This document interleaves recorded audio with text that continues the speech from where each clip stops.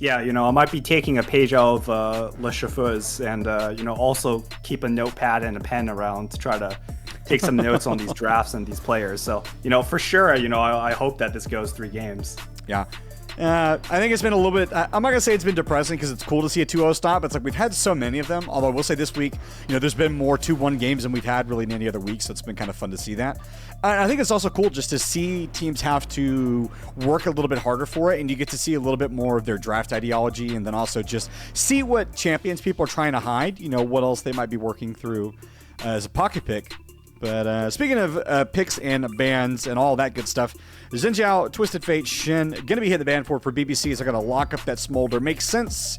Anytime that little dragon gets through, it's a high prio pick. It's 100% pick and ban, or very close to 100% pick and ban, really through all of our divisions. And Syndra, Mundo, and Mbessa take it away over from Silvermanes. Yeah, I think that's exactly what we were talking about actually in the pre-draft talk Horizon. I think, focused bans on the jungle and the mid, and then also that Smolder pile for BBC as soon as they saw that it was up. And again, that Smolder could go mid because we did see CFL pull that out during one of their games, so that's also a flex pick. Yeah, I feel like Sifel just not only just as a mid lane player, but I think just as a part of BBC brings a lot of variety to the way that they approach the game, and it's also really cool to see him be able to shake things up. And so it's cool like that they have that sort of draft threat within a full best of 3 series. It can shake things up, and it also forces Silvermanes to be a little bit more careful in their drafting. I'm curious how you feel about this Bard though. This is not a champion we get to see a lot of. Yeah, traditionally Bard, pretty lane dominant champion because he can go electrocute, so he does a lot of damage, and then also his ult is really good into immobile carries. So Smolder, not the most immobile, like traditionally you would see Bard into something like a Jinx, for example, but it still works. And I think we might be seeing a Caitlyn from the side of Silvermanes to pair with the Bard. Yeah, I'd like to see that. I think that's a really good combo, just in terms of the lane prio it gives them. It also, I think, at least early on in the draft, is going to pose some questions to Big Bird Club of how they want to play around that lane because Bard is so mobile. And so anytime you're as a jungler, you're thinking that you can sneak an early objective or maybe you can get an early gank off, you have to be aware that the Bard might just be hovering somewhere that you're near. But I think BBC doing a decent job in at least trying to prep for any of those potential matchups. It is, instead of the Caitlyn, going to be the Ezreal, so something similar to what that Caitlyn would otherwise bring to the table. Yeah, maybe they saw that Nautilus lock-in and they wanted something with slightly more mobility than something like a Caitlyn. I think Ezreal's also okay, but I think Ezreal's one of those champions that if you don't land your skill shots, especially in important team fights, you lose a lot of your damage. So that's going to add a little bit more volatility for the Silvermanes draft.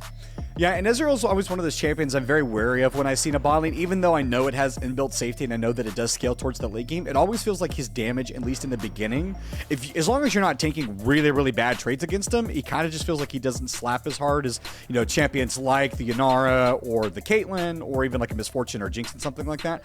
But I do think that Silvermanes, they're already correctly identifying what Big Bird wants to do as far as drafting a lot of reliable CC, and so they're already getting themselves peel for the Ezreal, giving him plenty of time on that back line to get off that damage. And I think also just making sure that they're mobile in general when they want to make plays, because if you're looking at this team, they move really, really fast across the map. Mm-hmm. I mean, I think right now what we're seeing out of Silvermane, there's a lot of bans trying to pinch the jungle role. I think 2 champions that are still up for Save the Fishes actually is Zehen and Skarner. So we might be seeing one of those 2 champions picked up, given the fact that I think that a lot of his other champions, like the Mundo and Bessa, Silas, are actually taken out currently. Yeah. Silvermanes, it's interesting. I want to point out that they banded away the Silas, and I think the reason for that is because they plan to play something fairly aggressively as an AP champion. So to me, that signals either that they want to play something like a Victor, or that they might want to play something like potentially a Brand in the mid lane, or something potentially like an Asol, which is still up. Asol is not a champion that we get to see a lot in combination with the Smolder, and so I think if Silvermanes do leave that up, Big Bird might decide they want to play it, especially because they just banned away the Anivia. Yeah, I think that might be a Nefiri mid. I think so too. Oh, actually, no, sorry. I think it might be a jungle because I just realized that Polaris, the Silvermane's top lane, actually takes Wukong top. I totally forgot about that, but that Wukong is definitely still a flex pick. But I think that Naafiri might be going jungle actually with the Wukong top. I think they've introduced a little bit of draft flux, as I like to call it sometimes, as Silverman, because they can flex either of those champions in the jungle. I would be worried about the Wukong versus Renekton matchup, though, in that early game, because I feel like Wukong is not necessarily the best slotted champion to deal with that. The Naafiri in the jungle, though, I would potentially like as well. I think it also depends for Silvermanes what they see at a Big Bird Club here in the mid lane. Is Nocturne going to be the pickup here? A number of really good mid lane champions still available. Obviously, Victor would be a great pickup there. Vigar brand champions that we've seen there. Orianus would be another champion that has slipped through, and they will be, in fact, picking that one up. So, Silvermanes, what do they want to respond to? It might be the Lissandra in the response, I think. It's possible, because I know that their mid laner plays it. I think that would be okay. I was about to say maybe I was going to be worried about their damage, but I think actually between the Wukong, the Ezreal, and the Fury, I think they've got plenty. And so Lissandra actually isn't the worst, especially as an answer to the Nocturne. The other thing I want to point out, too, is that the Big Bird Club have not done a good job in... as the Lissandra, as you highlighted, is going to get selected there, but I think Big Bird Club, something I want to point out, we're on to the Rift. Game number 1, BBC Silvermanes. A lot riding on this for both these teams. BBC, they would like to secure themselves a nice little clean 5-0 in preparation for their series against one of our favorite teams in the league, and the one that our Mr. Gyrelle plays as part of is BP. But a lot of ground to cover between there and now. These guys are going to run out of the map. They're going to see Genetics. Ooh, nice little flash. I respect that. I respect the investment of that summoner spell to make sure that he didn't get locked up by the Nautilus. Yeah, it was a really good look by the side of BBC. They might have, scouted the fact that the Lissandra really likes to ward the Raptors. So I think that might have been something that they actually knew that that player would go for. So, that was a really good attempt on that part. Yeah. I think the nice thing is, too, is RX Genetics for the next, 3.5 minutes really isn't going to have access to that flash, which makes it easier to pull off a gank, especially pre-6 when he's not going to have the ability to go into that entombment. And so for BBC, that's like it's one of those early things that you can just get yourself a free little win. Like, it didn't cost them anything. It was just a hook that was thrown out. That forced the summoner, and so I think it's an opportunity. And so, especially Say the Fishes, who I expect to kind of just keep his head down and turbo farm to level 6, try and get that ultimate, get early access to that paranoia, I think will make a big difference. And also, I think, like, as a subtle thing too, it limits RX Genetics' ability to make an aggressive play because, well, there's no flash follow-up to get a in-your-face stun, if for some reason Sifil gets low. So it's just extra protection for the BBC mid laner. For sure. I think it definitely changes the way that you're going to have to think about the game. You can't play as aggressive as you could if you knew you had flash, right? So I think it definitely also changes the way that you would have to approach the game. Yeah. Walk me through how you feel about this bot lane matchup. That was one of the things we didn't get to talk a whole lot, was the immediate 2v2. So Sunny Waffle and Chicken Thuggy on the Smolder and the Nautilus. And yep, we're not going to have time for that because there is the gank that we were talking about. RX Genetics goes down. Oh, what a great guy jungler donating that kill over to Sifil. And even on the top side, we've got another 1v1 player. Jumps forward and returns the kill. Renekton going down. Already scrappy early on in this game, Gyrelle. Yeah, we can see that, the solo laners as well as the jungle mid duo for both teams is, extremely on point. And I think that those, that early action is really, showcases that on both sides. I was going to launch this into a replay, but Chicken Thuggy's decided he wants to do something about this little bit of a matchup. Sunny Waffle, decent damage on a Dank Pengu. They need to be a little bit careful because that Bard Ezreal combo is very, very disgusting. And obviously Demps, with access to level 3, has access to the full kit, and if Fury has been called over, Dank Pengu's going to come over the wall. Not sure what they were finding there. Chicken Thuggy, what a stun. Gonna flash out. Fantastic stun. But did get underneath the turret, so does get to safety. And Gyrelle, you're going to have your chance to do something that every color caster loves to do. You're going to walk us through a replay. This is the mid lane replay. Try to figure out where it's going. Yeah, okay. That's the mid lane replay.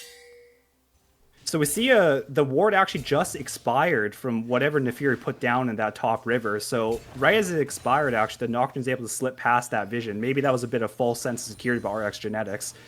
So he steps up and he gets killed. And then Inbred Loser here takes a trade into the entire main wave of Polaris. I think he might need some glasses to figure out that is not a winning set of circumstances, and he goes down. No, absolutely. All right, that was good. That was good for a first replay. I like to pull that out just to see how Color Castles handle that one, because it's always, especially when it's an automated client, you never know really where it's going to be going, so you're just trying to figure out like what it's doing. So that was pretty good. That was good. I like that. Yeah, I mean, it's definitely more difficult, especially with my attention span of probably 2 seconds.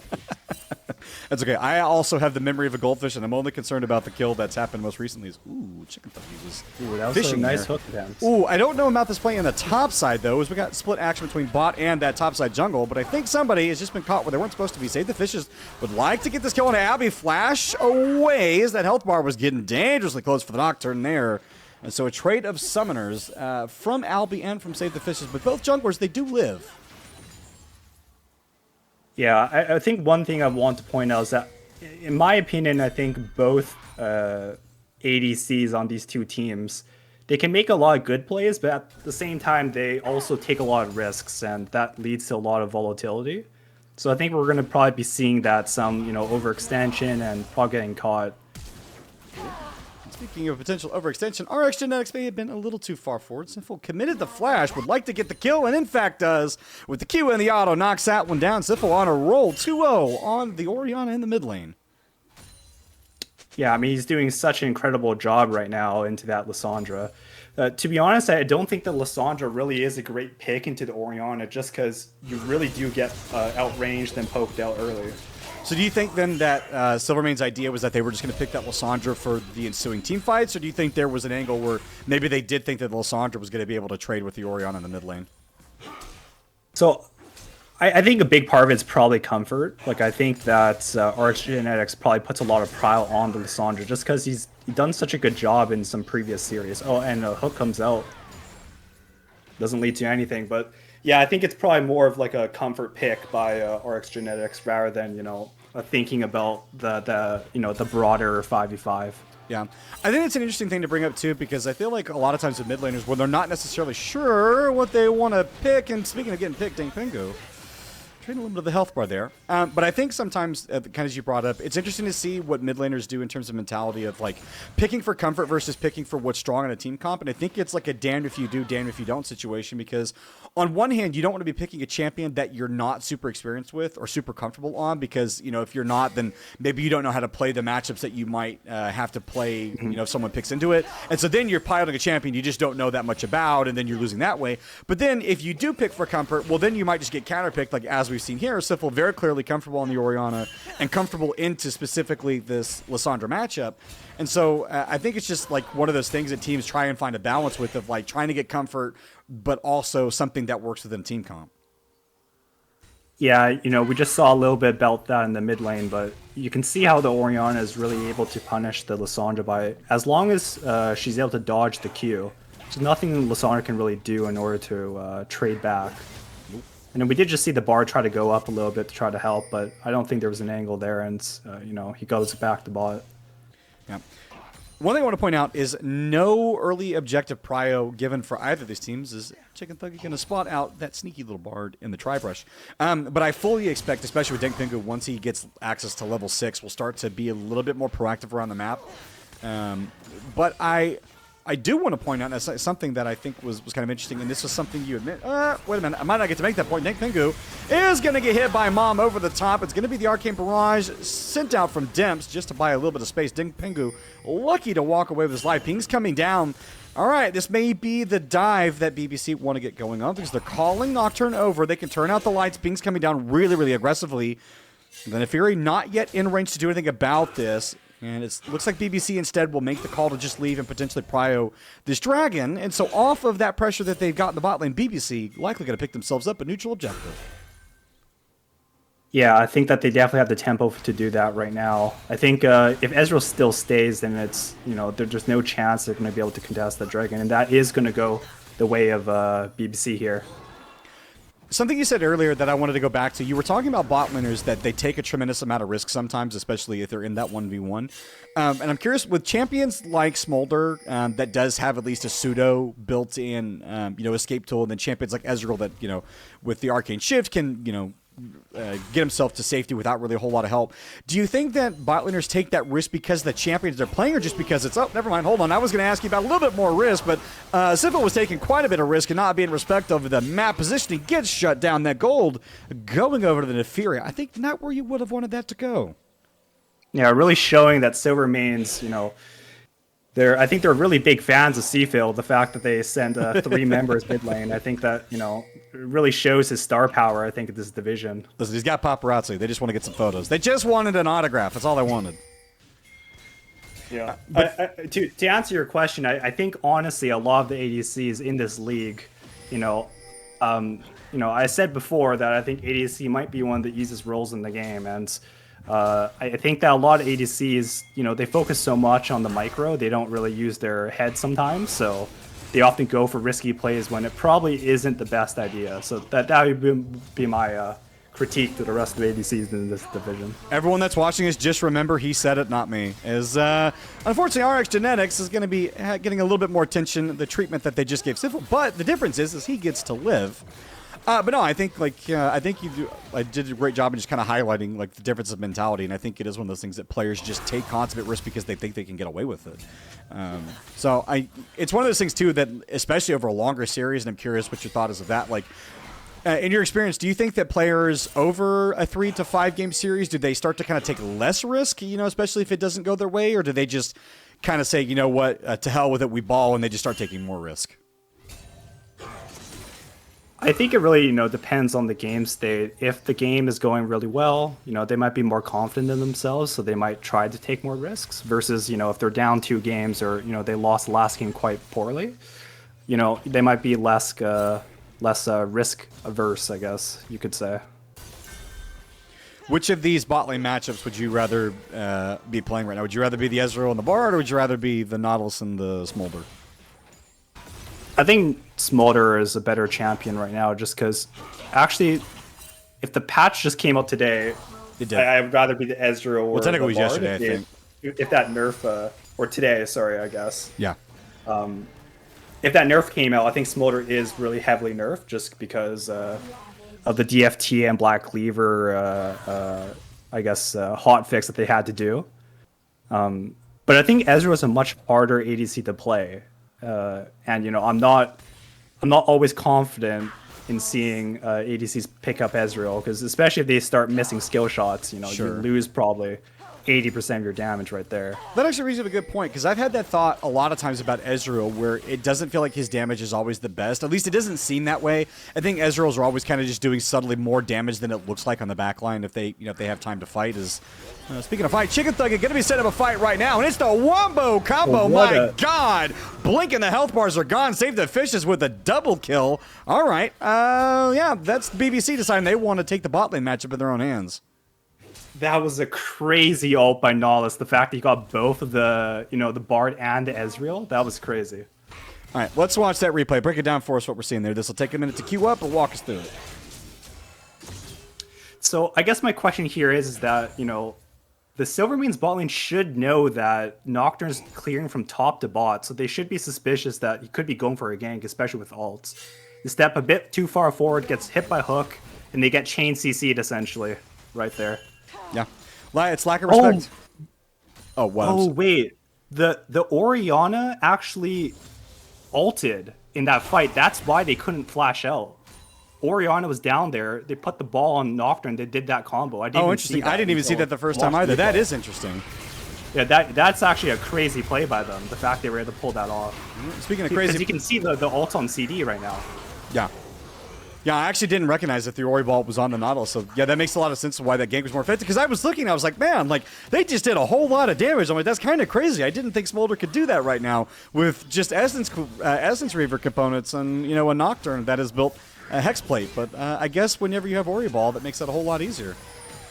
Yeah, I know. I was wondering if Dense's keyboard was plugged in or not, but it turns out actually he couldn't have flashed and just got chain CC'd. RX. Oh, this is not where you want to be. Abe's going to be dropping here. Sifl's had his number the entire game so far, and that will continue. Now, Inbred Loser wants to return the favor he was so ungraciously paid in that topside Albie, just trying to get the hell out of dodge. But the final slice puts him in the gray. BBC, they are staying scrappy in this game. Yeah, I think that Silvermanes might be feeling a bit desperate with the way that that bot lane play worked out. So, it seems like they were invading top side. I'm not 100% sure that was the right decision, but, I guess they were trying to look for some type of play that they could do on the other side of the map. Yeah. And for BBC, they're in a really good spot right now. Obviously, they have all three grubs, which gives them a little bit of that pushing power. As, man, Chicken Thuggy is just being super aggressive in his positioning. I like that. I like seeing Nautilus not being afraid to get close. But I think also as well, the other thing is too is they've already got their first drag. They can look to start to snowball in the second one. I don't really think there's any world in which Silvermane is able to grab this. My God, Chicken Thuggy, give me a minute to make a point. For the love of God, Dank Pingu buying a little bit of space with a nice little ultimate there, but.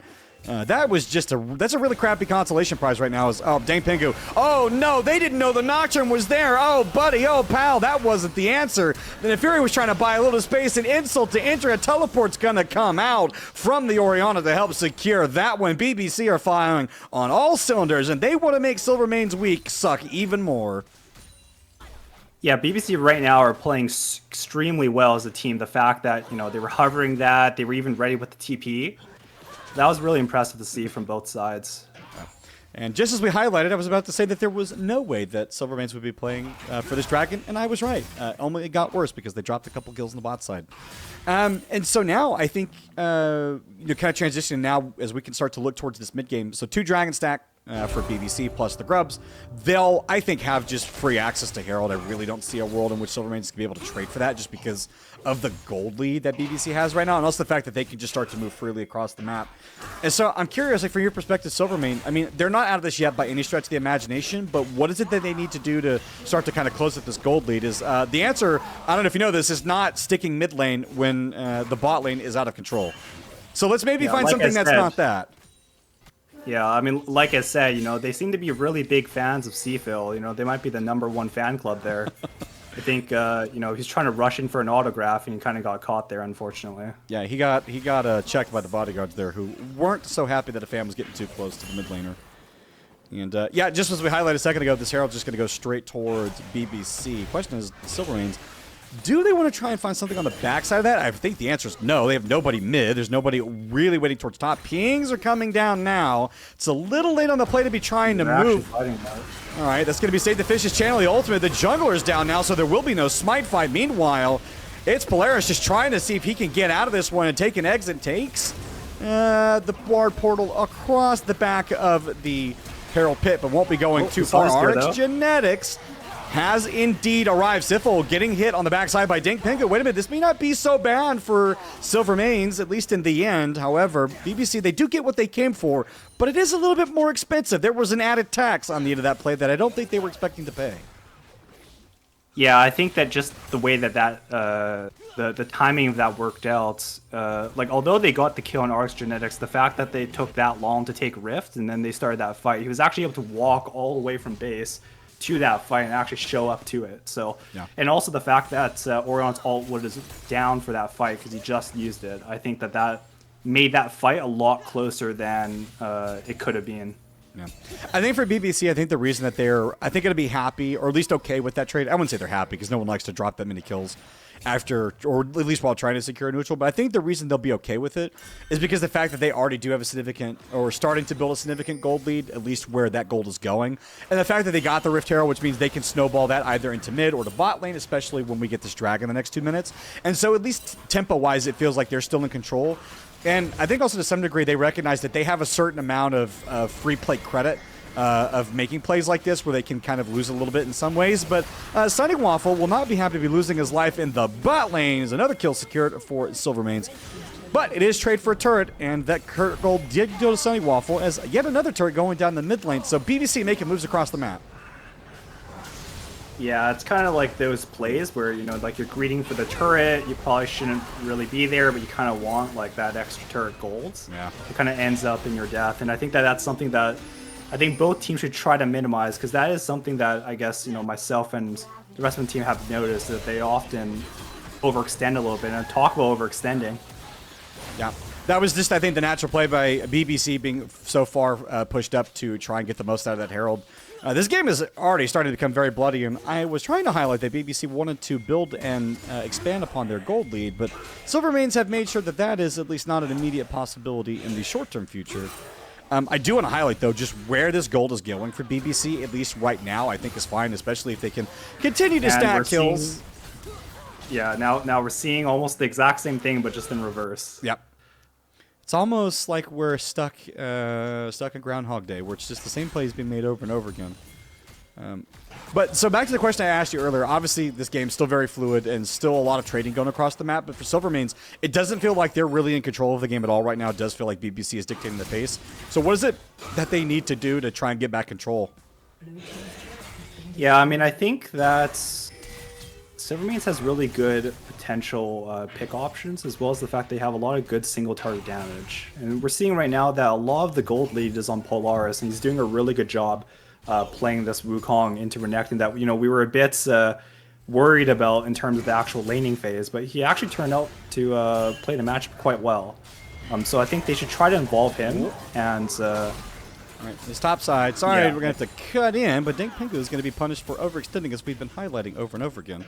And you are free again to make your point, sirs. Never mind, no, you're not, because the Nocturne has decided he's going to kill everybody. Sunny Waffle, those mom over the top. Albie really know where to go. And the Fury going on the ultimate just to buy a little bit of stasis time. Meanwhile, on the top side, BBC, they're making plays across the map. Oh, Polaris with the nice fake out. You have to respect it. He won't be getting on top of Inbred Loser, but he gets style points for faking out the Nautilus, who thought for sure. Yeah, that's huge respect right there. Yeah. Unfortunately, I think Polaris may have overstayed his welcome because he doesn't have another cast of the Cyclone. Inbred, though, ooh, God, was getting bursted down. That Triforce doing quite a bit of work. And now Chicken Thuggy and Inbred gonna have to walk out of there. Where in fact, Chicken Thuggy gives over his life. All right. But meanwhile, though, BBC gonna collect yet another dragon. Well, that's crazy. Honestly, this Polaris Wukong top is actually looking a lot stronger than I expected it to. And I was worried about it. I was worried that maybe in that individual dueling that the Renekton was going to just start to run away with that matchup. But Polaris has made a liar out of me and has had no problem in that topside matchup. Ooh, see what they want to do here. Siffle with the nice Oriana ball, just to buy a little bit of space. Bard Ultimate is going to at least hold him in place for a minute, but Save the Fishes takes that as his turn to go win. A couple more members have rotated through RX Genetics. Possibly not long for this world. Siffle's going to help him collect another double kill. Dimps wants to try and put the damage into this Oriana, prevent the damage from going down, but he's got to get away from the Nocturne, who puts him into the fear. Meanwhile, Siffle's going to help him lock it up. Sunny Waffles is joined, and he'll be able to clean it up on the backside. Double kill for the BBC ADC, and it's almost a 5k gold lead to the pockets of the chickens. Yeah, that Bard portal just delivered some free samples from Costco to the Smolder right there. Those are really good ones too. It's like the ones that smell good. You walk in and it's the the big cups. It's not the little dainty ones. It's like, nah, we're giving you a sample. Yeah, they're really trying to sell that product right there. Yeah, I think Silvermane's going to be wishing that they had gotten the discount version of whatever that was, 'cause I don't think they were too happy with that trade. But, I mean, BBC, this is what we're highlighting earlier, of, like, teams like this, if they feel like they have a hands diff, they'll just start to crank the tempo on you. And then that's what they're doing. Like, top, mid, bot, BBC are like, hey, we have winning matches just about everywhere, I think, except for the Renekton Wukong 1v1, is Inbred may have found himself potentially out of place. He does have some help. Albie will be trying to get away. Polaris is joined. They want to walk away from the Wukong.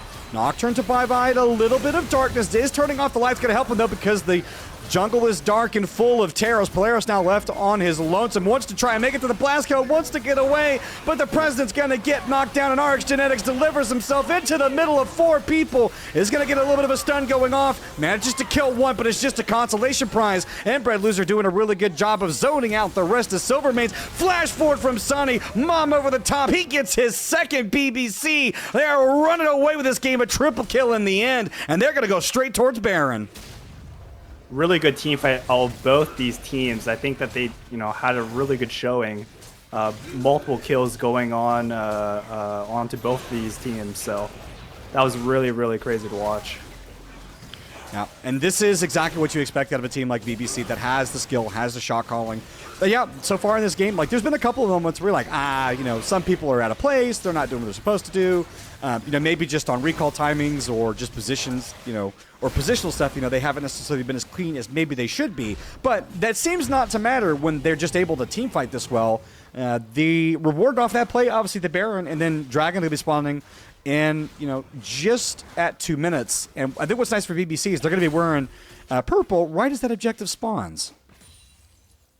Yeah, I think it's going to be quite difficult for Silvermanes to actually even contest this objective with the Baron buff. It seems like they're going to go 1-3-1, trying to push out all 3 lanes at once. How do you feel about them 1-3-1ing, at least in this situation, given the fact that they've tried to kind of target Inbred? Never mind. I would say targeting Inbred, but they've just decided that they're going to flip that matchup, and they're going to target RX Genetics on that top side. He's just going to go to the Stasis to make this trade a little bit annoying, but they do collect him. But my original question will have to continue to be on hold. Nice try on the Bard ult. And what's worse, too, is that baited Albie in to try and go into the Neferi ult, and they didn't get anything for that. And now, Chicken Thuggy, maybe does he fancy himself? Surely they will give me a moment to ask my question. So for BBC, they've obviously started to put the pieces together. How do they round this out from the state? I think that they can use this Baron to push out and take out all the tier 2 towers, and then they get Soul. And then they could try to look for a team fight to try to end it, or they could even stall it for the next Baron or Elder, and that would be a for sure a win for them, I think. Yeah. I think it's pretty clear. It's like A plus B equals C from BBC in this point. It's, I think every team that's ever been in this position knows what to do in that scenario, and it's just, I think, minimizing the opportunities for the other team to come back in.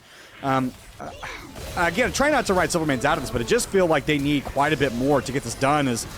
Even the player is having a difficulty in trying to get on top of the Orianna, won't be able to do so. Imbre going to pick that up, and this may just be the final nails on the coffin here for the Silvermanes as BBC. They're going to continue to siege on these towers. Down a jungler, there will be absolutely no contesting for this drag.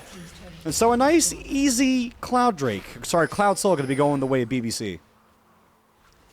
Yeah, I think there's just so many priority targets, like the Nocturne, although he's building a lot of health items, is still doing a lot of damage, the Orianna, and also the Smolder. I think it's going to be really difficult for Silvermanes to actually, kill all 3, let alone even one of them. Give me your thoughts kind of so far, the bot lane performance, because I feel like Dimps and Dank Pingu, despite some of their better efforts, I think just haven't really been as effective in this game as they would like to. And to me, this is, I think, already concerning, given that the series yesterday was really, really close. I think disappointing for Silvermanes, but you hope that a team like that can start to kind of bounce back. But I think kind of what I'm seeing from right now, at least maybe even just with this specific draft, not what we've come to expect from them. Yeah, I think that with an Ezreal and Bard, you would really want to try to, have a larger advantage, especially in the early game. But the fact that they were going quite even into a melee support matchup while they're playing a ranged, really wasn't a good sign, I would say. Yeah. And what's not a good sign right now is the fact that Save the Fishes can't even be safe that far, I think really kind of that shallow into the lane, although at least for the game state, is definitely too far pushed up. As Dank Pingu, why even flash, man? You're always going to go down. It's just inevitable. There's nowhere you can go. I think just maybe try not to waste time and just try and get back to the fountain so you can respawn as quickly as possible. And not to put too fine a point on it, but I think now for BBC, it's just putting the final touches on this game. RX Genetics just going to buy a little bit of time. Goes to the double stasis just to make this kill annoying, but he will, in the end, drop. This turret's going to be going down. This will be at least one inhibitor for the side of BBC. And, Gyrelle, I don't want to say that, all hope is lost, but I don't know. This is kind of like The Empire Strikes Back, only there's no third movie. Yeah, I think that if, we had a sudden power outage and BBC were able to, their keyboards disconnected and as well as their monitors turned off, they might still be able to actually win this game. So I think that, Silvermanes is definitely in a tough position. Yeah. And double inhibs now is just going to make that even worse. They can't leave their base and go too far for fear of losing what little remains of it, as it's going to be at least 5 minutes that they're going to have to sit there and wait for those inhibitors to spawn back in. Baron going to be spawning in a minute and a half. And so I think for Silvermanes, I think it's just try and make this a cosmetic comeback in this game. Just try and walk away with as many kills as you can. And I think even just start talking about what you want to do in this next game. Reset your mental, because I think really at this point, it would take multiple colossal mess-ups from BBC to lose from this state. Yeah, I agree. I think, now I'm just taking a look at some of these builds. I think, with the Lissandra, Malignant's first is the standard build, but I think if you go Leandri's with right after the Malignants and then you go Hourglass, you're kind of ensuring the fact that you're probably going to be doing Mosquito's level of damage. So I think he was valuing a bit more in terms of that survivability, but as we can see, I don't think it even mattered because as soon as they jumped on him, he was basically dead. He just kind of stalled out his death for maybe an extra 5 seconds. Yeah. I will say that RX Genetics, I think, has done a good job in positioning to try and get that follow-up damage onto both Sunny Waffles and Sithful. Even just putting out that threat, I think, makes a big difference for Silvermanes in terms of how they feel about their fights. But I think also one of the drawbacks about the Lissandra is, if you're not excellently positioned from the beginning of the fight and locking down one of those champions to begin with, it kind of just feels like you're not able to get that much done, especially damage-wise. And that was one of the things that I had thought I wanted to be concerned about from the side of Silvermanes was where their damage was going to be. And at the time, and I think maybe even still now, I felt that as long as in an even game state they had enough damage between the Wukong and then the Fury and the Ezreal, but I think that just so far that really hasn't been the case, especially in the late game. Yeah, I mean, I think you're right. I think they, on paper probably have enough damage. It's just that I think early game probably didn't go out exactly as how they planned. So now that they're even at a, like a 1 or 2k gold disadvantage, I think they do lack a little bit of the damage, even when just a little bit behind. Yeah. All right, BBC, it's time to show us how you want to end this out. Nocturne going to turn off the lights just to buy a little bit of space. They're wearing purple. He's going to jump forward on top of Albie and force out the Fury to jump over the wall. And Silvermanes, this is effectively going to be your last stand, so you're going to have to figure out what you want to make this play. And then Brett pushing towards that top side. Baron-empowered minions pouring into that mid lane, starting to put down the damage on the Nexus towers. All right, Silvermanes, you're going to have to show us where your final defense is going to be. We'll see where they want to make a play. Again, I think, as has been the case for the entirety of this game, they want to try and lock down Sifil. They want to lock down Sunny Waffle. Bardold going to hold him in plays. Polaris getting towards the backside will separate the Orianna from the fight. This might be what they needed, but the damage just not great yet. Sunny Waffle kills the Bard, and now BBC, they've got everything they need to put the final touches on this game. They're going to get close to the fountain. They're going to pursue the Ezreal just in his own base to make sure he doesn't get away. They clean up the Lissandra. BBC with a commanding first game win in this series. Yeah. The one thing I'm worried about a little bit right now for the side of Silvermanes, I think, is just where their mental state is at, because I think, so you have a disappointing series yesterday. You have a game where, at least in the beginning, maybe you're staying scrappy and you're trying to trade for things, but then it just quickly at the 15-minute mark just starts to go directly against you, and you lose in that fashion where BBC just closed that out really effectively. It starts to make me worried about where their mindset's going to be at in terms of trying to stay scrappy. And trying to fight for position. I think not only just in this series, but I think within the standings, because sometimes you see teams where, like, they realize, okay, well, we've already locked playoffs. We're not necessarily in a good mental state right now. We're not necessarily going to win this game. Why don't we just, we'll just get through this series. We'll try and pick up our final series later on in the season and look for something else later on and just prepare for playoffs. And I hope that they're not checking out, but that is one of the concerns that I have. Yeah, I think it's definitely difficult as a team, especially when you get, lose it was kind of a one-sided game. I don't think there's really a point in time where Silvermanes were in control. I think those are the types of games that are really difficult to overcome mentally. So I think that is definitely an important consideration going into this game too.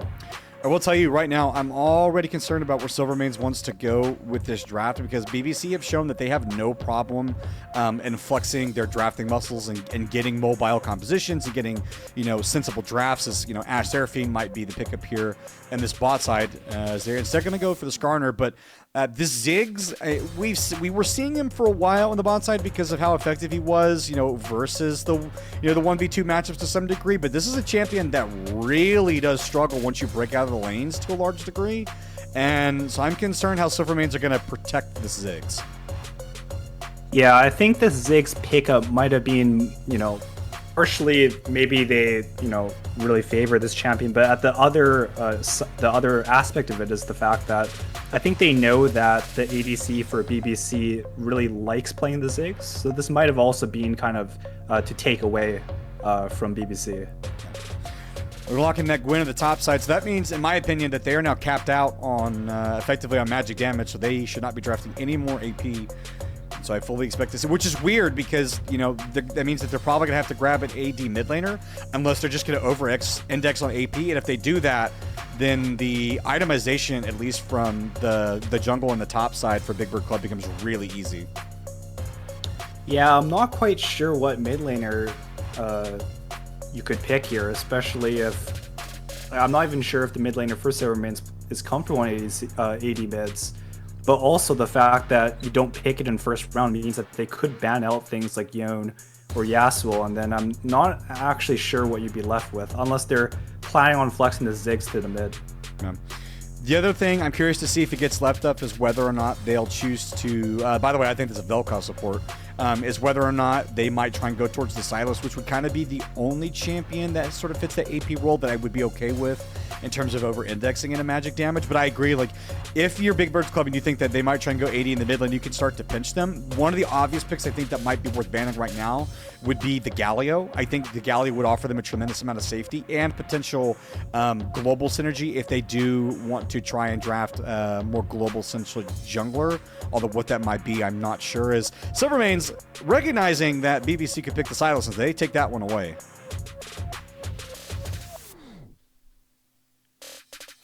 I guess it is possible that Gwen could be in the jungle as well, so that might leave Polaris the ability to pick an AD champ like Gnar or something like that. How do you think that goes into the Skarner matchup, though? I think, to be honest, I'm not 100% sure. I would expect Gwen to be like a bit weak early game. But I think it's much easier to gank on Skarner than it is for Gwen, so I think agree. In terms of gank threats, I think Skarner definitely has a lot more. I think Silvermane's, like, obviously having Gwen in that jungle would provide them a lot of damage, but I think it would take her a while to get to that point. And I think BBC, they even want to just cross their cross the T's and dot the I's. They're going to draft? They're going to draft the Gnar just to make sure that they have additional coverage. I think Gnar, very few losing matchups, and by very few, I mean absolutely none, if played correctly. And so I think that they're not worried about at all where that Gwen's going to go. So if it goes to the jungle, they'll be fine with it going into the Skarner. If it goes to the top side, well, they've got Gnar, which is one of the single most oppressive top lane champions in the game. Yeah, I'm a bit worried for the top lane pool. I guess you could go Sion or Ornn, or I guess they go Malphite. I'm starting to get worried here. They are heavily indexed in magic damage. And that confirms that the Gwen is going towards the jungle, and I think Silvermanes are... I don't know how I feel about this. Yeah, I really don't like this. And it's Ziggs in the mid lane, which is going to be super vulnerable because BBC have a number of champions that they can pick up here. The Victor is available. The cast-in would be great here. Cassiopeia is still available. They could go Twisted Fate, Rise. All those champions would be great. They could go the Mel, which is still up. They could even choose to go something like an Akali if they wanted to. Or a Yone, Yasuo. There's a lot of really good champions they could pick in this. And, okay, instead they are going to go to the Annie to really punish the Ziggs with the range. And we are, after a short delay, loading onto the Rift for game number 2 and possibly the final game of the series. If Silvermane can't get their act together, they've given themselves a little bit more difficult of a draft to pull off, but as with anything, it's all about how you play it and how good you are in the moment. And for Silvermanes, I think the biggest thing is during that break, hopefully they had a time to just kind of reset the mental, talk through how they want to play this game, what they want to do with this composition, and hopefully make some adjustments. But I still think plenty to be concerned about with the way that this draft went. I think BBC's comp is just a lot easier to play. Yeah, I would agree. Compared to Silvermane's. Just think about how much easier it would have been if they hadn't drafted an Annie. You know, if they had drafted something like a Victor. Just thinking about all the endless possibilities it could have had. Or even an Asol that was up. Asol would have been great. Asol would have been phenomenal into the Silvermane's composition. Yeah, I think that there was, you know, like you said, a lot of other options that could have been picked, but we'll see how this Annie does into this Tristana. I honestly have not seen Tristana in ages. Yeah. Fast forward to 20 minutes and Silvermanes are just absolutely slapping around BBC and we both look like idiots because they're like, how could we how dare we, you know, doubt the Silvermanes, you know, genius as Demps is already having a horrible time in this lane. He's already lost more than half his health, and now Seafoam forced to flash away from the Tristana, who used the rocket jump and the charge to get down that health. So, at least for the Annie, that summoner will be down.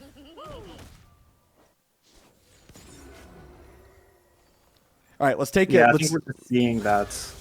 Sorry, go ahead. I was going to say, let's play one of my favorite games. Let's do the over-under. At 10 minutes, what do you think the CSD will be in the bot lane between Sunny Waffle and Demps?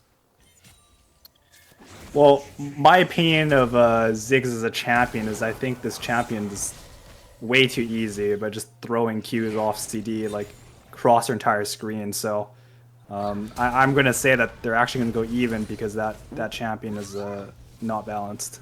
I just want to point out RX Genetics with nerves of absolute steel to just channel the rocket jump and not use the flash, because that was a really, really good gank timing by Save the Fishes on the Skarner. And so kind of interesting too that he did get the flash out of the Skarner and now won't have to be worried about that from a gank perspective for at least a few more minutes. Yeah, I think part of it is also the fact that I think Seafield might have been a bit out of mana, so it wasn't able to use all their abilities.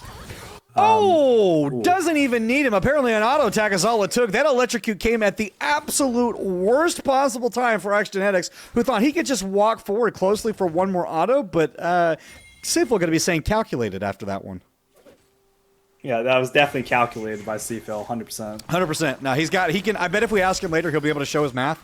Show us the process that he used to, to calculate. Like, yes, if I step here right precisely at this turret, and I just get inside RX Genetics' head and I download him and I mind control him into walking close to the turret so I can auto him one time and it'll proc electrocute. Yes, my galaxy brain calculations to kill this Tristana. Yeah, and that might have been the slowest long-range auto from a champion. It traveled for so long. I was like, oh, that's actually gonna kill. I was like, when that lands, it's gonna kill. But my God, it took forever to land. Yep.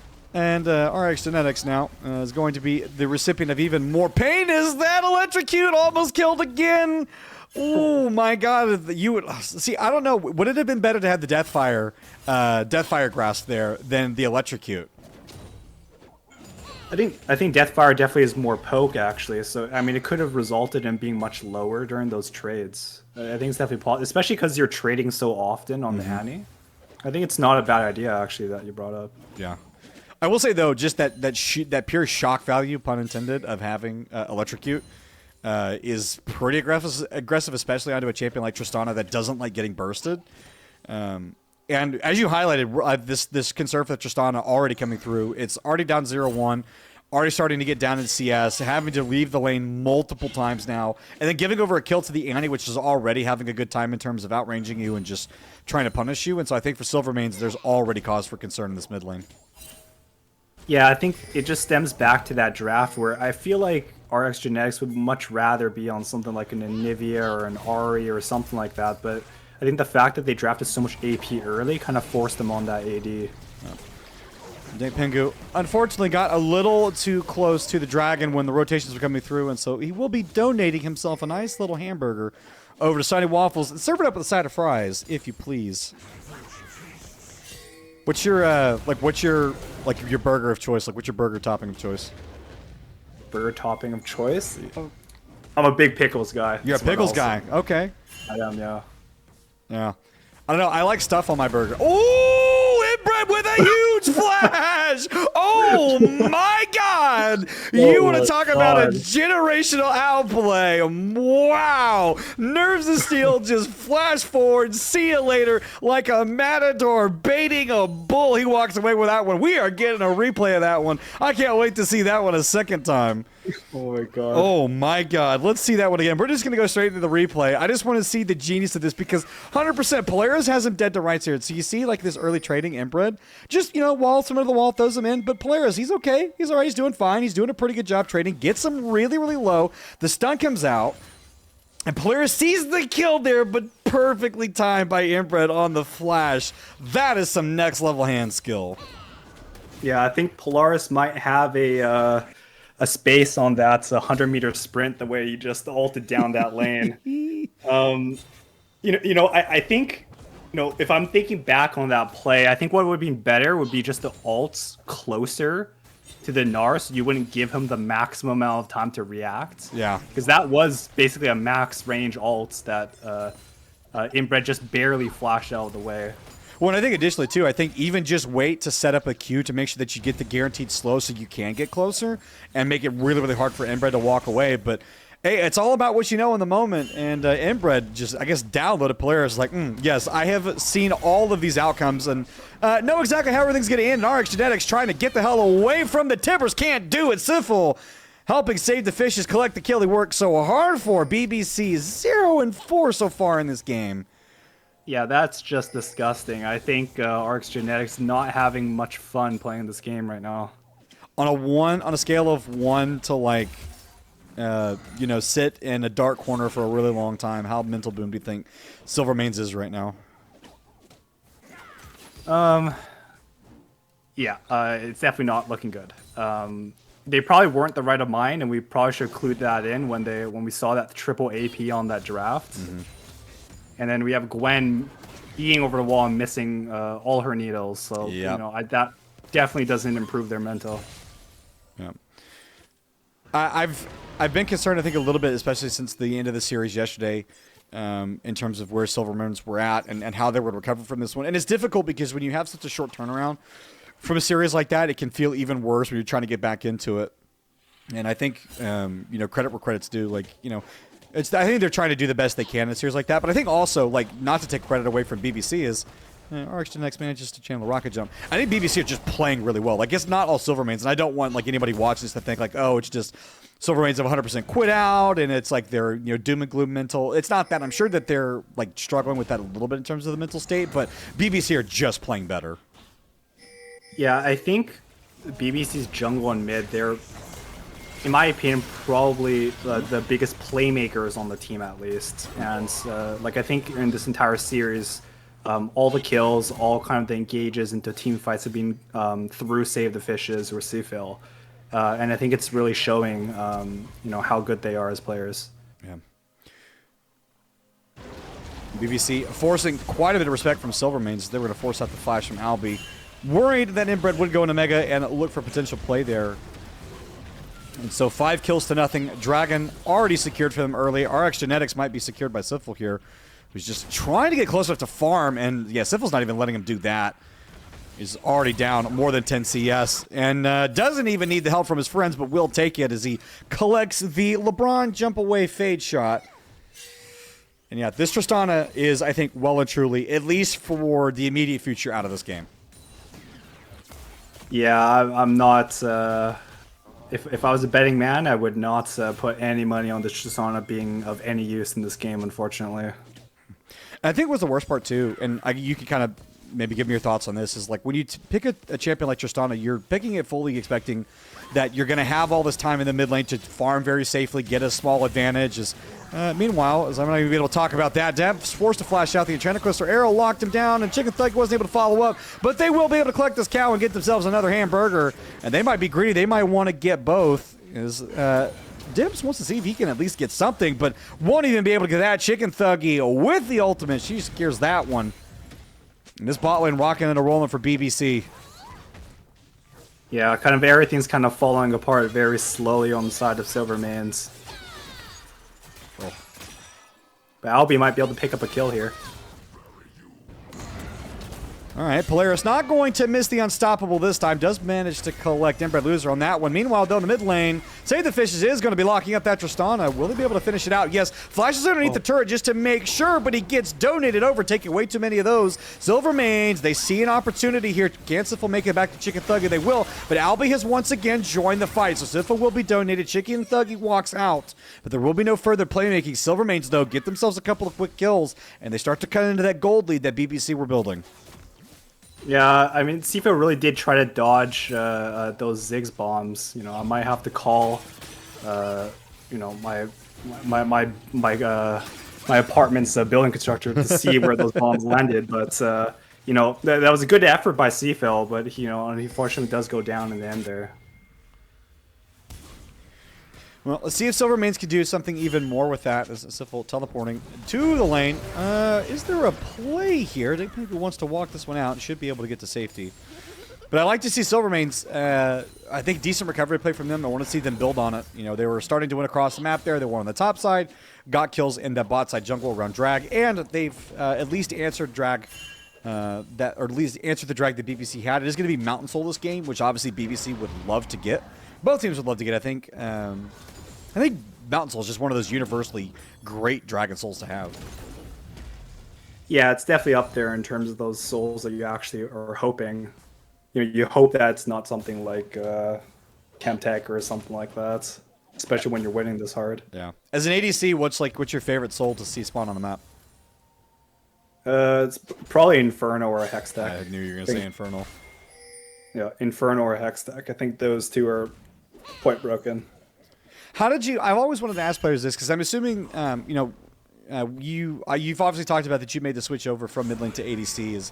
We're going to see RX Genetics wishing that he, in fact, had made anywhere else than where he is right now.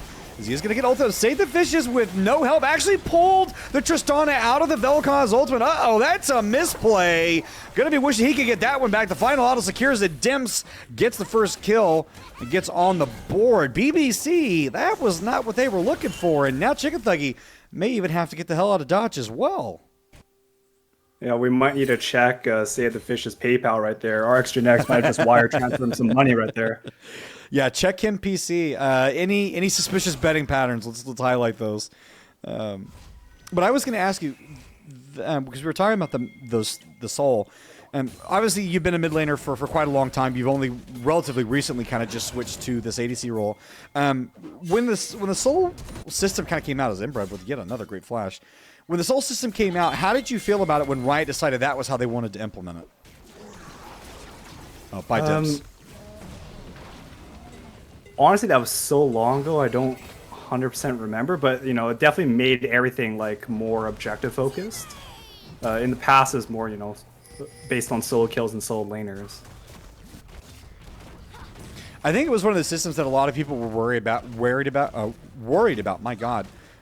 When they talked about the difficulty potentially having to balance it. But I think as a system, it's worked really well. It's a shame that there really are only a couple dragons that you kind of want to see. The other ones don't really feel all that useful. Like Mountain Soul, universally great, especially for survivability. Ocean is also regarded as one of the best.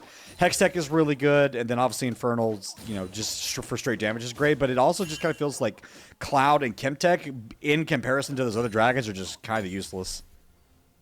Yeah, I mean, now that just came to memory, do you remember that old Hextech soul when it first came out? Yes, I remember the original Hextech soul. Yeah. I guess that might be the reason why Hextech is how it is now. Yeah. No, let's take stock in the game. BBC, obviously, not as big as the gold lead as they would have had earlier, but they will continue to build on that. They're going to click yet another kill onto Dimps. That Ziggs has died 3 times and is definitely not having a fun time in this game. But gold leads universally here, at least in all the most important roles, top, mid, and ADC. A little bit of gold, less than 600, really less than 700 gold, sorry, in the pockets of Albi and Dank Pengo. The support gold difference really will never matter. And Albi only a 500 gold lead given the 1 kill he has. Only is just now finished the Dusk of Dawn and has that Haunting Guise. I'm curious how you Polaris going that Malignance. How do you feel about that? I don't love it because, you know, you're already triple AP, and I don't know if the Tristana's going to do any damage, just because of how, you know, far she's being put behind by the jungle in the mid. So, you know, I'm not 100% sure about that Malignance pickup. I think if you wanted more CD on your ult, I think Zeke's is not a bad option. Yeah, I think as comparison, just what I'm seeing is Siful manages to flash away, throws down the timber just to make there's a little bit of follow-up. Polaris underneath the turret wants to make sure that they grab the Annie, and they in fact do. Teleport going to be channeled now. There's 3 waiting. Inbred manages to hop out at the right time. But BBC, do they want to find a response here? Dink Pingo just going to walk out, and BBC a little bit of late-term emotional support just to give the mid laner, hey, we were there. I would have done something, but God, I was just a little too far away. But you'll be okay the next time. Yeah, Polaris may have heard us because, you know, he did pick up that kill because he had Malignance. So yeah, maybe that was the right item pick. Angry Rockman shakes his fist at casters. I'll show you a useful item, but No, I mean, I think I think if you're in this scenario, like as Silvermans, and you pick this Malphite, I think it behooves you to go. As Debs tried to steal that dragon away, I think it behooves you to just build tank because you don't really have a lot of great armor cutting, at least right now, for the side of BBC. Obviously, really the only main source right now is Inbred Loser on the Gnar and having that Black Cleaver completed. But I mean, I think just having a more reliable frontline for the side of Silvermans, I think would help him quite a bit more. As Sunny Waffle would be wishing he stepped anywhere other than where he stepped just now. Honestly, really impressive play by the bot lane by Silvermans. That was a good pick. Well, let's see what Silvermans, what else they can do is to save the fishes, channeling that CC really, really well. Going to donate the kill over to Chicken Thuggy. For some reason, Simple is down here, and Polaris is really trying to make us pay for that Malignance comment. The one nice thing about it is that your ult is off cooldown literally all the time, so you can just continue to do that whenever you want. Yeah, it was a nice attempt, I guess. The annual was a little bit off center there, but... Ooh, Dimps with a nice combo there to make sure that the Vel'Koz went down so there was no further damage. Save the Fishes now needs to walk out of this one. He's going to channel the Flash. How close does Dimps want to get? Channel Coaster Arrow goes flying on by. That would have been horrifying if that had hit. That would insert the... oh, God. I'm trying to remember the name of the actor now. Willem Dafoe meme where he's just looking up at the lighthouse and it's just, you know, that lands. That's Dimps' whole mood. It looks like Polaris is going full AP Malphite, it seems like, with what he's building. Yeah. All right, Silvermans, I'm starting to have a little bit more confidence that they can make their way back into this series. The last several minutes definitely going their way. They got themselves a not insignificant gold lead, about 1.4. That's not the biggest, but it is. There's potential for it to build. Of course, it's going to get cut into a little bit as BBC start to collect some of these turrets. RX Genetics fancies himself chasing the Inbred Loser, who has no rage stacked at all. So this Gnar will always just be going down over force. Thought he was stronger than he was, and that Tristana politely shows him to the fountain. A super nice pick by Silvermanes right there. A bit of an overextension by the Gnar, but you know, I think it was a great look on both the Tristana as well as the Gwen's part. Now, I don't know how this happened, but there's actually such a huge gold lead in the jungle. Yeah, it's starting to get really, really big. Well, I mean, obviously, we can point out where it is. It's because there's almost a 30 CSD there. But, yeah, I mean, I would agree. Like, it's that gold lead almost doesn't belie that it's just a CS lead, especially given the fact that Save the Fishes has 3 kills. So that is a little weird that the CS differential is accounting for that much. And I think Albie, you know, one of the things I was highlighting earlier was being worried about how long it was going to take this Gwen to get online. But, I mean, Albie's had his head down, just doing a really good job farming. Already has the completed Riftmaker plus the, oh my god, plus the Dusk and Dawn. And so is in a really good spot where he's going to start churning out quite a bit of damage. Yeah, I think Gwen's going to be a huge problem because honestly, unless you like triple or quadruple CC this Gwen, I think there's not really any character on BBC's team that can actually deal with her well. No.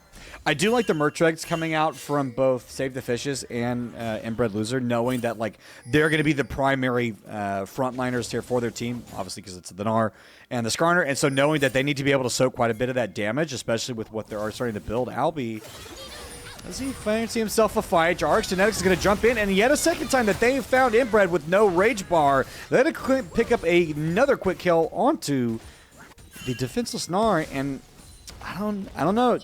Jero, I'm starting to smell a little bit of a comeback. Yeah, I'm not gonna lie. I think Silvermanes has a much better shot at this game than they had just maybe even 2-3 minutes ago. Yeah, I'm fully agreeing there. Dangpingo got a flash forward, wants to help try and secure an even better lead. Sunny Waffle going to use, or sorry, the heal going to be channeled to get him a little bit of space. Ping's going down on the second dragon. Silvermanes, they're very much here in advance, can start to set up their vision. I don't see a way that BBC makes their way in easily, but I've been wrong before. This is a team that definitely likes to scrap at the drop of a hat. Yeah, I mean, all the flashes are down actually for their carries, you know, the top and the ADC. It's just the anti-ult that they have to be worried about, but I actually think that was a pretty good trade on Alice's part because the flash on Ashe is much more valuable than the one on the support on Silvermane's side. Yeah, I fully agree. And I think for BBC, if they want to have any chance of contesting this, first of all, they need to get the Gnar down here quickly. And they also need to get that Rage Bar stacking because he is a big part of their front line.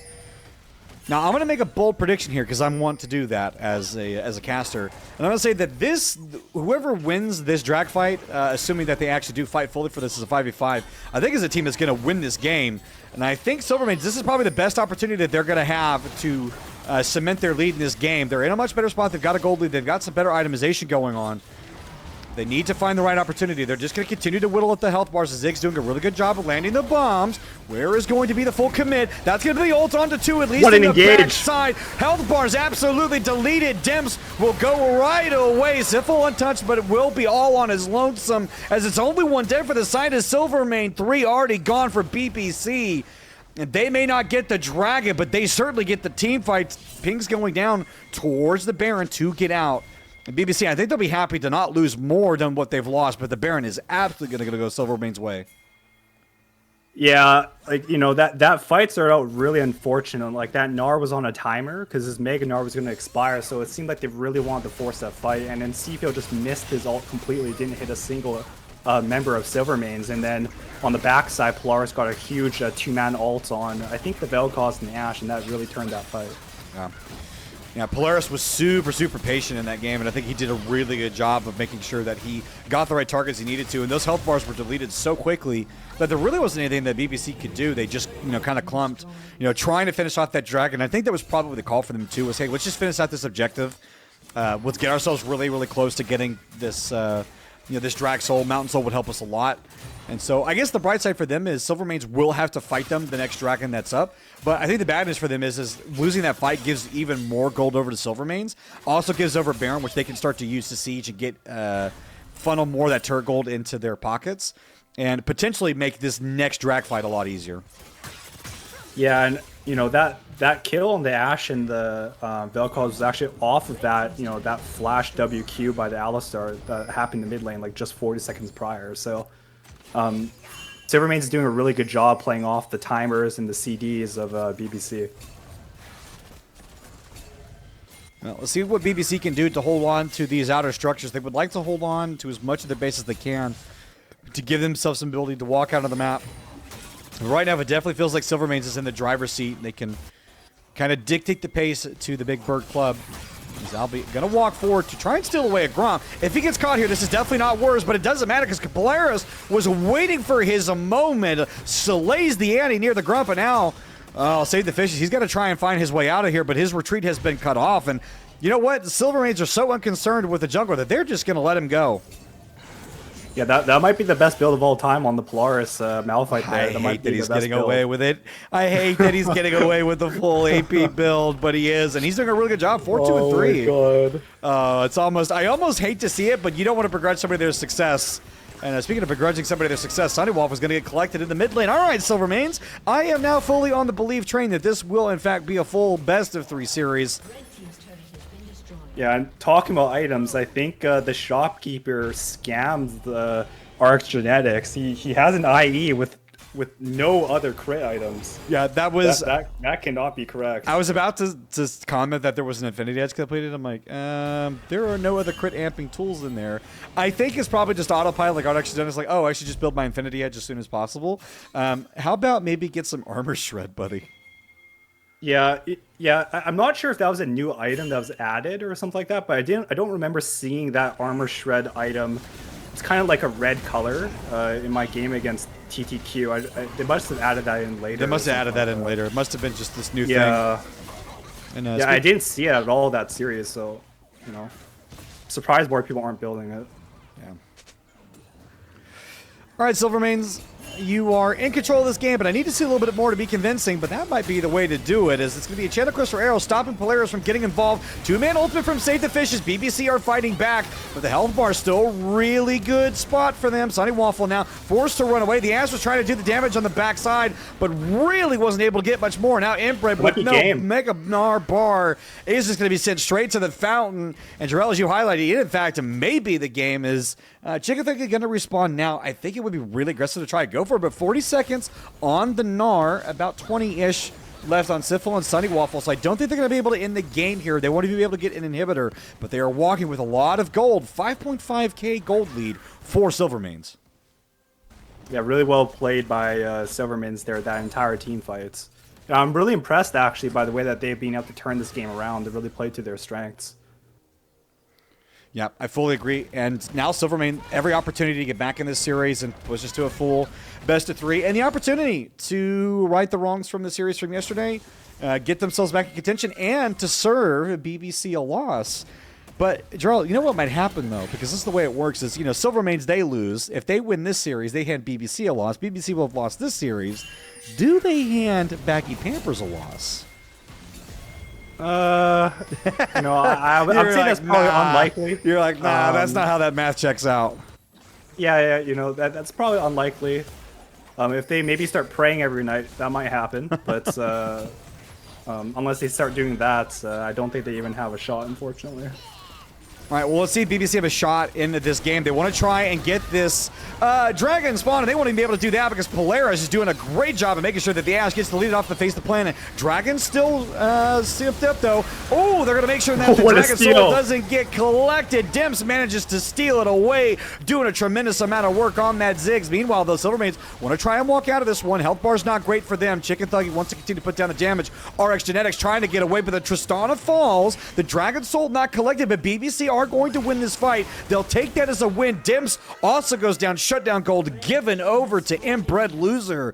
All right, BBC, they've decided that this game isn't over. Here we were potentially talking about game 3, but BBC are saying, hey, this game's still going.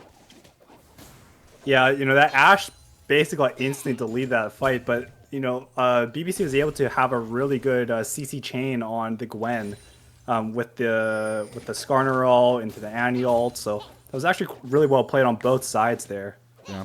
And no disrespect to Sunny Waffle, but the fact that BBC were able to win that fight off of Sunny Waffle just instantly getting deleted kind of signals to me that maybe they are not so reliant on this Ash for damage right now. I will say, though, one of the big differences in that fight that we saw in the other fights was that Polaris only got one. He only got the Ash, and I don't know that specifically was worth it because the Ash isn't doing the most damage out of everyone else in the team. So I think for Polaris, make the adjustment to try and get more people, wait for them to get grouped, assuming that BBC give him that angle. But I think at least, I'm not sure worrying or maybe encouraging for BBC the fact that they were able to win that without the Ash. Not sure really what that means for them. Yeah, I agree. I actually think that if Polaris gets the Annie or the Vel'Koz, it actually might be more worthwhile. Well, speaking of worthwhile, RX Genetics going to be forced to use the Buster Shot just to get to a little safety. Polaris is fishing. He would like to get either this Annie, this Ash, or the Vel'Koz. Goes over the wall. Meanwhile, the Crystal Arrow going to stop some of the damage. Wait a minute, Polaris is dead. That's a huge part of their team fighting. Already gone. BBC, wait a minute. Are they about to turn this back around? They're forcing Silvermanes out of their own jungle, and they're going to look to potentially turn toward this Baron. Albie forced to run away. The Tristana gone. The Malphite gone. BBC have given themselves some breathing room in this game, and they are going to collect themselves the big purple worm. Yeah, the fact that Annie missed her all, I think, gave Silvermanes a bit of confidence to try to go in and force a team fight, but I think they were a bit too aggressive and a bit too eager to pull the trigger, and that ended up...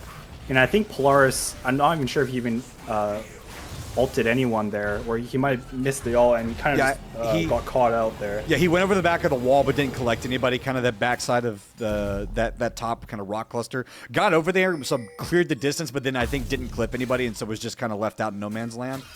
And so obviously that's the trade-off you make when you build the damage, is you're not as CC heavy.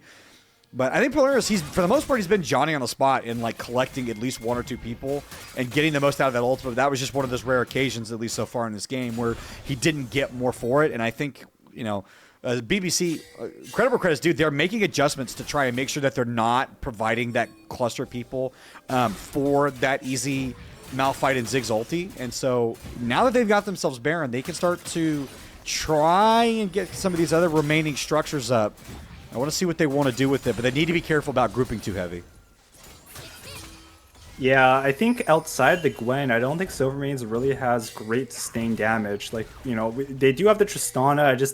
I just think with the itemization going Kraken into IE, into what seems to be collectors, probably, not going to yield the most amount of damage, and they just found a pick right there. Yeah, they're going to collect 2 off of this one. Dank Pengu, that support, going to be going down in the mid lane, so that's a big part of their wave clear gone. That Ziggs, who does offer a lot of that barrage damage to at least cool waves, is going to be going down.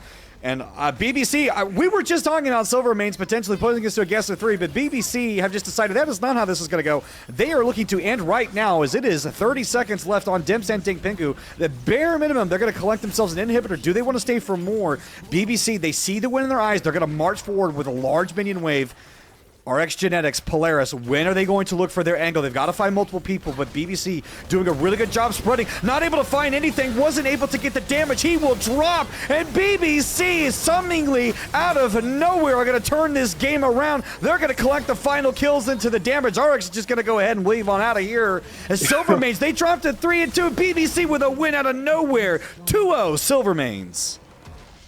Yeah, that was like a religious, it sounded like a religious break. Alrighty, ladies and gentlemen, we religious are back live with a victorious member of the BBC squad who have advanced to 5-0. We're with Melon, a.k.a. Chicken Thuggy. How are you feeling? Hello, I feel great. So, pretty convincing win in game 1. Game number 2, little bit shaky. Walk me through it. Yeah, we weren't expecting the draft. I think they kind of like leaked into our comms or something, stealing the Ziggs from us. And then we kind of got rocked by the Malphite top lane, but we made it work. Yeah. Walk me through how you guys are feeling, especially with Gyrelle Jenovius in the chat. You guys have advanced to 5-0. A pretty convincing series, I think, all things considered, against Silvermanes tonight. So you've advanced to 5-0. Your final matchup, one of your final matchups, obviously, will be against Baggy Pampers. How were y'all feeling as far as trying to take that first place spot? Definitely it's coming down to the final game. We just have that game with BP, and we were just discussing it. And I don't know, I'm kind of excited to face them. 2 undefeated teams. We'll see what happens in like 2 weeks. Gyrelle, this is your opportunity to ask all of the wonderful questions that you never get to ask a competitor.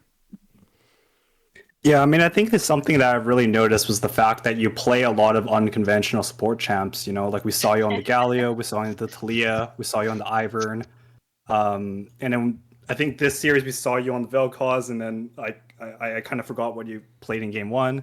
But like, what kind of gives you the inspiration to kind of pull these champs out?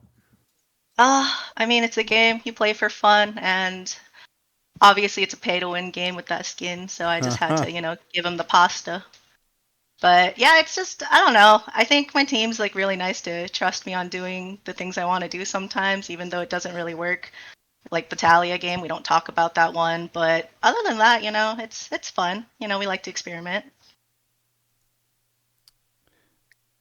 And I guess my follow-up to that question is that I just hope that in our series together against each other, that you don't pull out any mage bots or play Ziggs or play Smolder. Can I get you to assure me that you guys are going to play some real AD champs in the bot lane? I mean, whatever happens, happens. You never know. I can't be leaking any of the strats. Walk me through y'all's expectations for playoffs. So let's assume, even with Gyrelle here, let's just assume you guys beat BP, in your final matchup or however it goes. Let's assume you get that first place spot. You'll have your, essentially you'll have the 4th place matchup, whoever that's going to be. Presumably right now the best, the general thinking is that it'll either be Psychosis or it'll be TBR. What are y'all's expectations for playoffs? We're excited. I think playoffs are going to be definitely interesting. I know people are bringing out their A games with new rosters and things like that, so I am very excited. I will say I'm very sad for my favorite team, TTQ, to be out of the playoffs, but what can you do, man? Shout out Root one time. Shout out Root, shout out Ricky, shout out the gang. Oh. They're the best. Alrighty. Well, that's going to do it for this interview. So any shout-outs, any kudos, any trash talk, anybody you want to call out, the floor is yours to do so. I'd like to take this time to just thank Demps for going easy on me. That's pretty much it. Honestly, Silvermanes was, a very fun competition, and we're all, friends, so at the end of the day, it was honestly just fun. Gotcha. Alrighty. Well, thank you so much for giving us the time for the interview. Congratulations to you and your team on advancing to 5-0. Can't wait to see y'all series against BP, and looking forward to seeing what you guys do in the playoffs. Yeah, looking forward to it too. Thank you. Have a good night. You too.